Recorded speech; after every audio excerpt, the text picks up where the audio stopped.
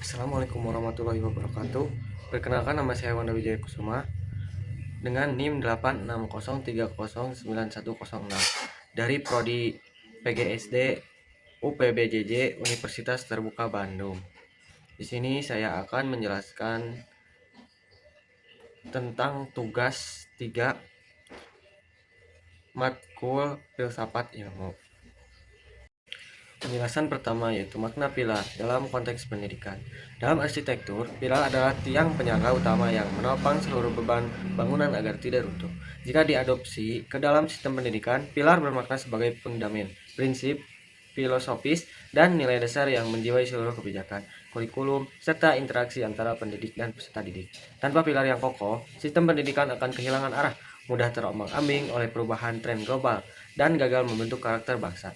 Di Indonesia, falsafah pendidikan Ki Hajar Dewantoro bertindak sebagai pilar kultural yang memastikan pendidikan tidak sekedar mencetak pekerja, melainkan manusia yang utuh, memanusiakan manusia.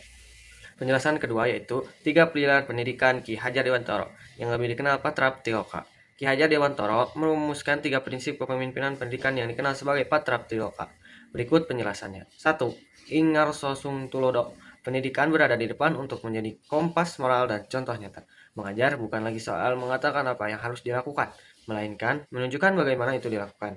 Contoh aktualnya, seorang guru tidak hanya menyuruh siswa datang tepat waktu, tetapi ia sendiri selalu hadir di kelas beberapa menit sebelum bel berbunyi dan memulai kelas dengan energi positif.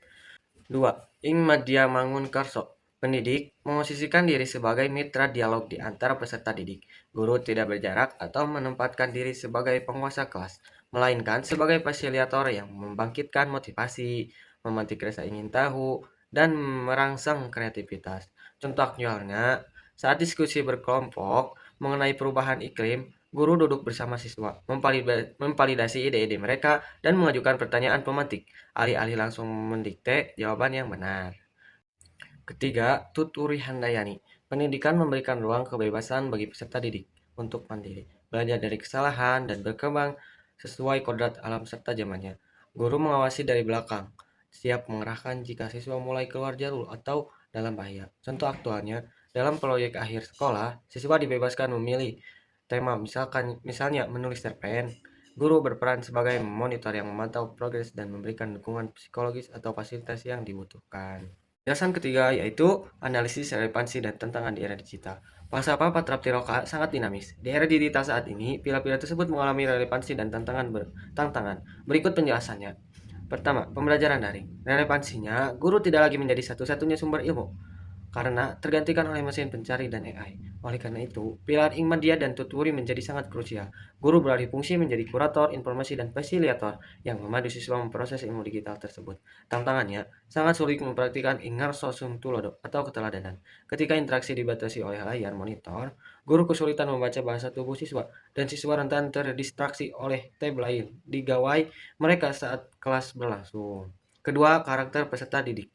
Relevansinya, era digital melahirkan tantangan karakter baru seperti cyberbullying, kecanduan gawai, dan paparan konten pornografi atau kekerasan.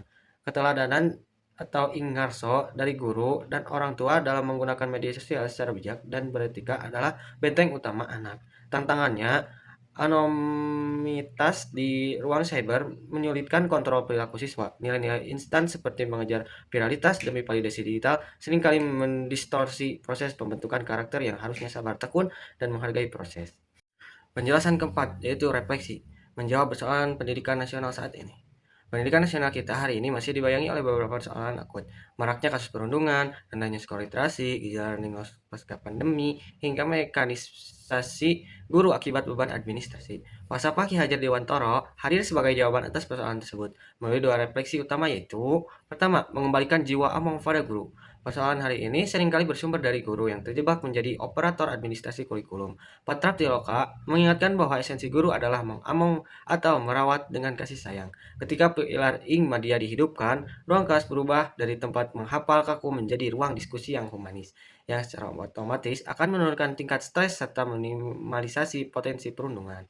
Yang kedua, konteks aktualisasi kurikulum merdeka. Pilar Tuturi Handayani secara langsung melandasi kurikulum merdeka saat ini, melalui pembelajaran berbasis proyek P5 dan diferensiasi sistem mendidik anak sesuai bakatnya, bukan memaksa ikan untuk memanjat pohon. Dengan memerdekakan cara belajar, persoalan rendahnya literasi dapat dijawab karena siswa membaca dan belajar atas dasar rasa ingin tahu, bukan karena paksaan ujian.